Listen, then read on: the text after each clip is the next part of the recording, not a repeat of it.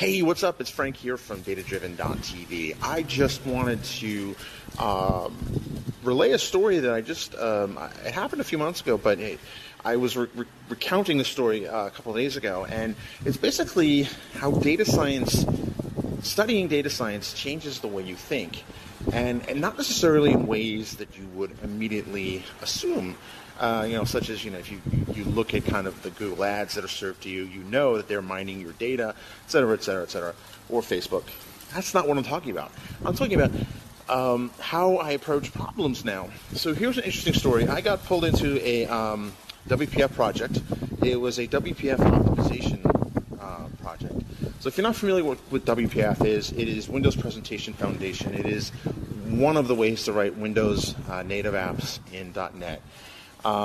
Great framework. Spent the better part of my life working on that, or at least 5-6 years.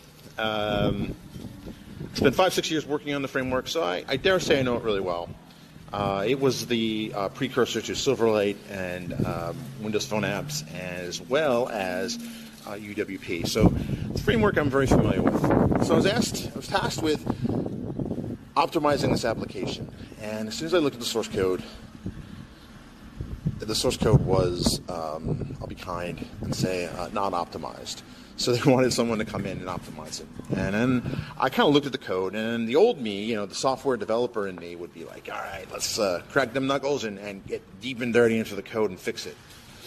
But the data science version of Frank decided to take things a little differently. So what I was because if you've worked on optimization and kind of speed improvement projects, they can go one of two ways. You achieve the objective really quickly, or you achieve the objective very slowly and very painfully, or probably some combination of the two. So I've worked on these before, and they can be bottomless pits of despair and billable hours. And they had a very small budget.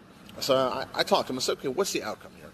So they had a page that took about 8 to 10 seconds to load, and they want to get it down to under 5 for a number of reasons. Not just the obvious, but, they didn't want their employees to get distracted. So I said, okay. I took a look at the code, and I was like, the code instantiated 300 text controls and 300 text box controls all at the same time when you loaded it up. So we're looking at 600 controls. So kind of took at that, and I said, okay, well, and I was just talking to the customer a little more, and then a little bit more discovery came out that on so-and-so's machine, it loaded up within 4 seconds. And I thought, but on everyone else's, it loads up in as long as 12. I was like, that's interesting.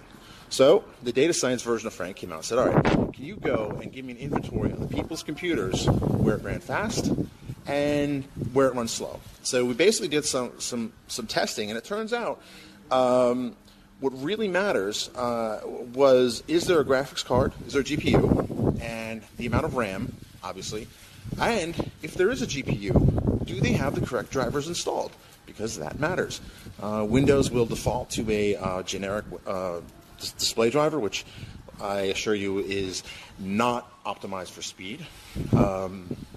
Anyway, long story short, basically figured out that if everyone made sure that they had the most recent drivers installed, as well as a decent graphics card, we're talking about, for 50 seats, I think total, $150 upgrade to the PC. So doing the math and compared to what bill rates could have been for the optimization part of the project, it worked out pretty well. And that was all just kind of munging the data and looking for patterns in the data.